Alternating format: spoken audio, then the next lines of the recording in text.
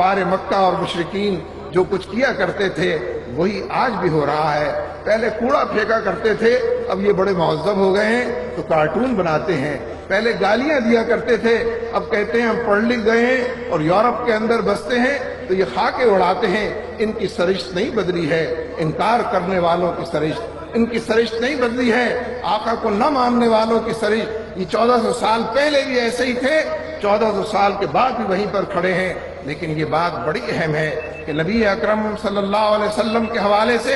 ہمیں اس بات کو خود بھی سمجھنا چاہیے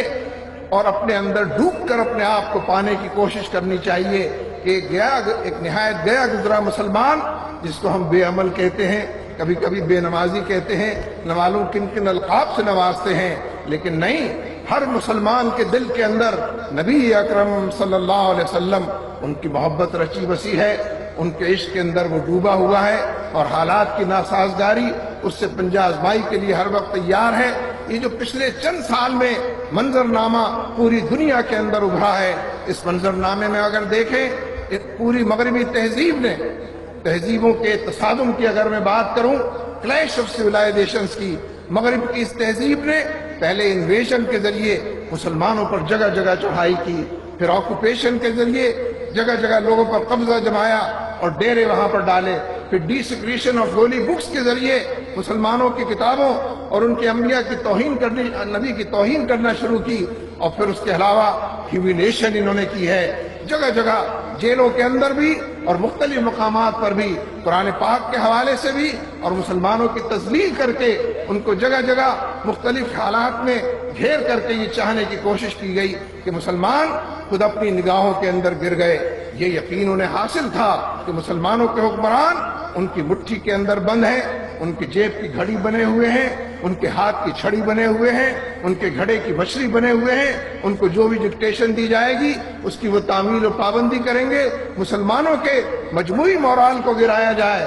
مسلمانوں کی اجتماعیت کو توڑ کر رکھا جائے۔ جب یہ سارے ہتھ کنڈے ناکام ہونے لگے اور حالات نے یہ بتایا کہ جہاں جہاں یہ پہنچے ہیں وہاں وہاں مزاحمت ہوئی ہے، فرزندان توحید اٹھے ہیں، شمع رسالت کے پروانے اٹھے ہیں، جذبہ جہاد کے دیوانے اٹھے ہیں، شہادت کا شوق اور تمنا لیے ہوئے جان ہتھیلی پر رکھ کے فرزانے اٹھے ہیں، پیروں کو غبار آلود کرتے ہوئے سر سے کفن باندھ کر یہ بندہ دو عالم سے خفا تیرے لیے ہے، اس کلچر کو دور تک پھیلانے کے لیے لوگ اٹھے ہیں، اور جہاں جہاں امریکہ اور اس کے حواری پہنچے ہیں بند گلی کے اسیر ہوئے ہیں، دلدل کے اندر دھسے نظر آتے ہیں، نہ جائے رفتن نہ پائے ماندن کی تصویر دکھائی دیتے ہیں۔ لہذا اب اس کے بعد یہ مرحلہ بھی آنا تھا کہ انہوں نے کہا کہ مسلمانوں کے اندر یہ جوش و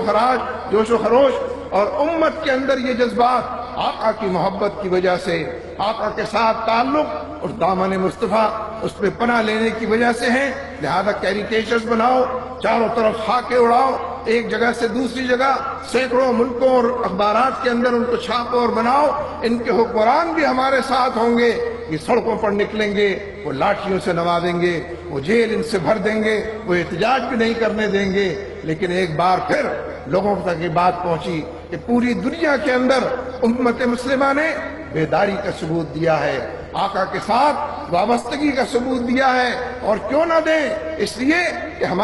ہم سے جو لوگ آج کہتے ہیں امریکہ سے ڈرو، امریکہ بہت بڑا ہے، مولویوں کو پتہ کچھ نہیں، ممبر و محراب پر بیٹھتے ہیں، امریکہ کے خلاف بات شروع کر دیتے ہیں، امریکہ بڑا ہے، بہت بڑا ہے، بلکہ اس سے بھی زیادہ بڑا ہے، اس سے ڈرو اور تھر تھر کانپو، اس سے ڈکٹیشن لو۔ سارے حکمران اس کی چوکھٹ پر سجدہ ریز ہیں، اس کے کہے پر آمنا و صدقنا کہتے ہیں، اسی سے اپنی پالیسیاں اور ترجیحات طے کراتے ہیں، اور عوام کی گردنوں پر سوار ہو کر ظلم کی نئی رات اور طویل رات کو دور تک پھیلاتے اور پہنچاتے ہیں۔ لیکن ہر جگہ